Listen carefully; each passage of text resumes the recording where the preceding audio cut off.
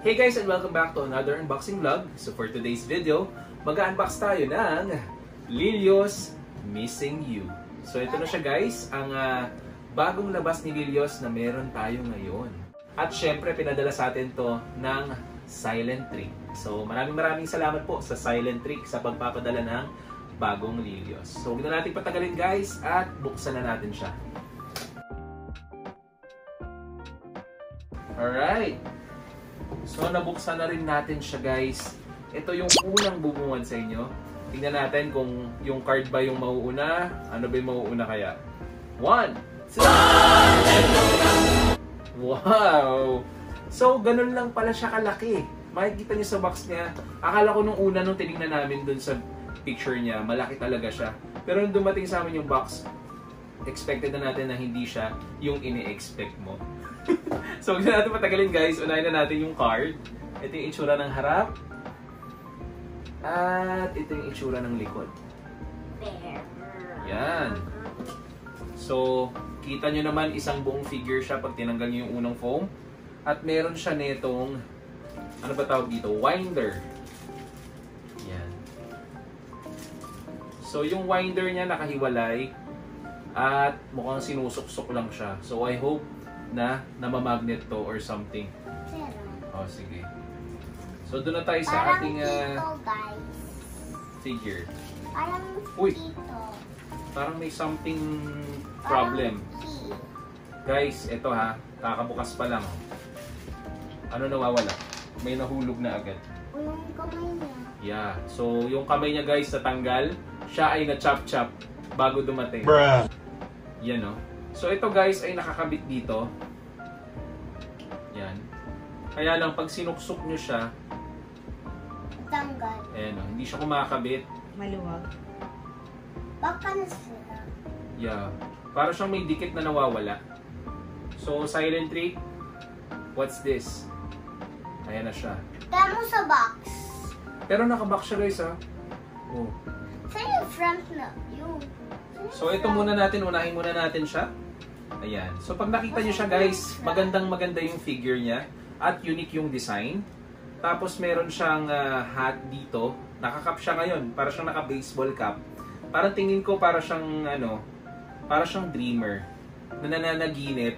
Kasama niya yung aso niya. Kasi makikita nyo naman na parang ano pa siya. Tawag dito? Dream. Oo, para siyang nakapajama siya dito guys. Tapos meron siyang cap na pangtulog.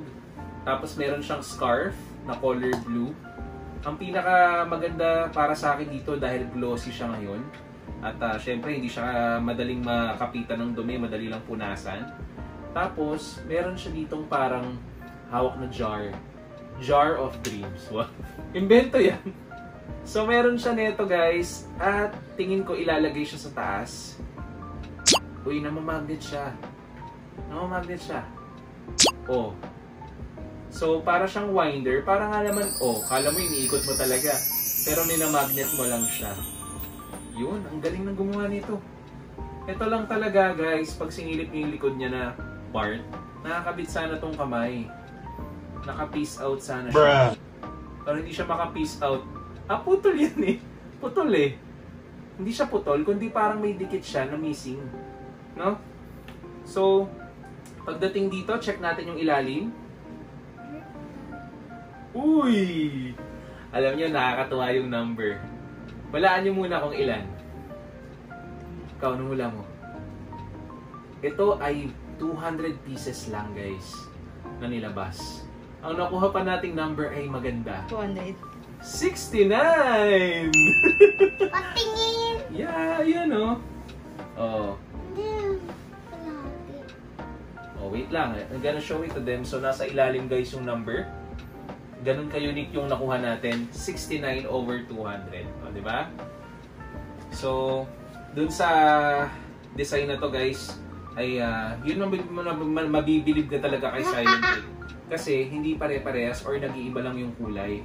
Katulad ng mga Angry Molly or something na ibang releases. Although maganda yung Angry Molly sa different colors, pero hindi katulad ng iba na tatamarin ka ng mag-collect kasi nga, yun na naman, nag-iba lang yung kulay. So ito guys, yung kaibahan ng Lilios. So ito na siya guys. Si Lilios Missing You. Ayan pala, ayan siya oh. Ganyan sana siya eh. Kaya lang aputol ang kamay eh. Pero ganda. Ganda. Di ba? Pati kulay niya maganda. Yeah. Ito yung mga tinatawag na aesthetic.